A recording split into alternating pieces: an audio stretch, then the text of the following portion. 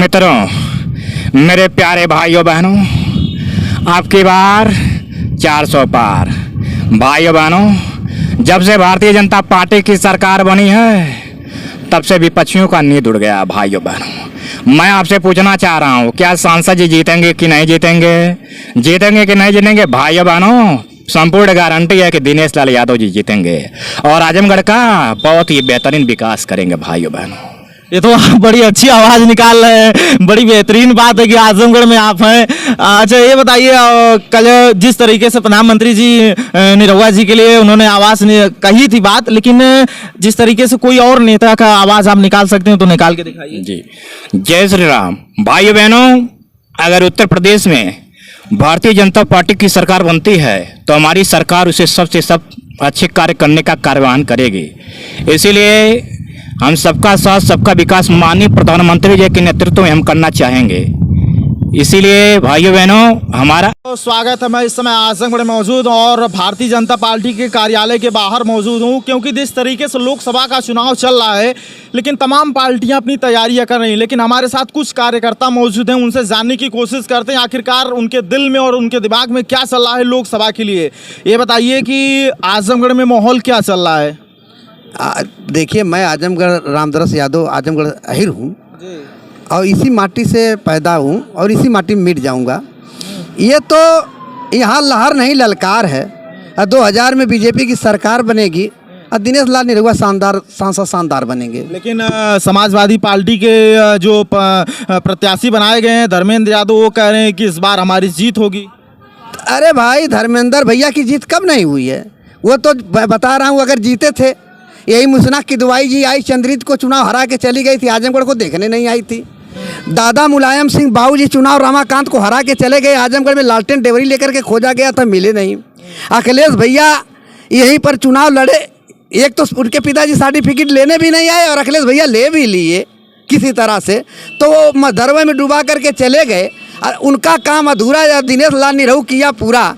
जब ये लोग धरवे में डुबाने के लिए आ रहे हैं तो चुनाव क्यों लड़ने आ रहे हैं? हम लोगों को उधार वाला नहीं चाहिए, हमको नगद चाहिए। हमको पूर्वांचल का बेटा और आजमगढ़ का नेता मिल गया कि आज ये लोग केवल आए सर्टिफिकेट लेकर के आजमगढ़ को देखने नहीं, और 15 महीना में 1500 काम किया है और काम करेंगे, झूठे वादे नहीं करेंगे।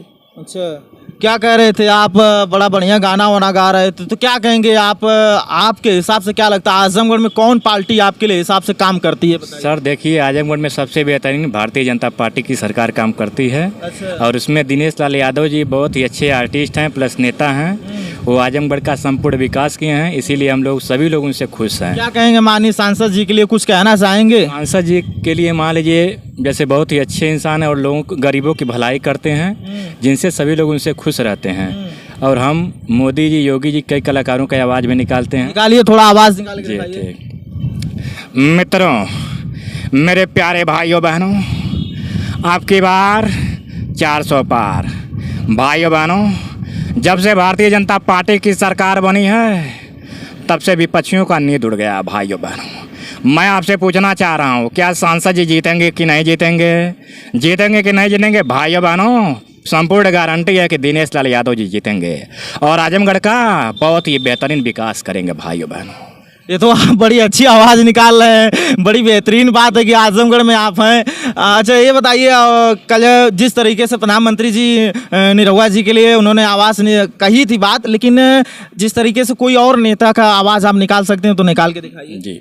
जय श्री राम। भाइयों बहनों, अगर उत्तर प्रदेश में भारतीय जनता पार्टी की सरकार बनती है तो हमारी सरकार उसे सबसे सब अच्छे कार्य करने का कार्यवाहन करेगी। इसीलिए हम सबका साथ सबका विकास माननीय प्रधानमंत्री जी के नेतृत्व में हम करना चाहेंगे।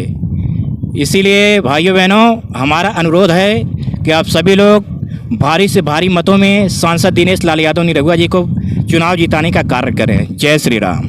क्या कहेंगे चाचा, आजमगढ़ में जिस तरीके से सांसद जी इस समय लगातार प्रचार प्रसार कर रहे हैं, लेकिन समाजवादी पार्टी कह रही है कि इस बार माननीय सांसद निरहुआ जी की विदाई तय है, इस बार समाजवादी पार्टी जीतने वाली है। ऐसा न भैया, ये आजमगढ़ है, ये जे के कूटला न ते फिर छूटला ना। ये मैनपुरी या इटावा का छौनी ना है, यहाँ का हिर मन बना ले हूँ कि पूर्वांचल का ही रेकोर और पश्चिमांचल का ही रेकोर एटा में ना अपन सांसद खोजे जाए।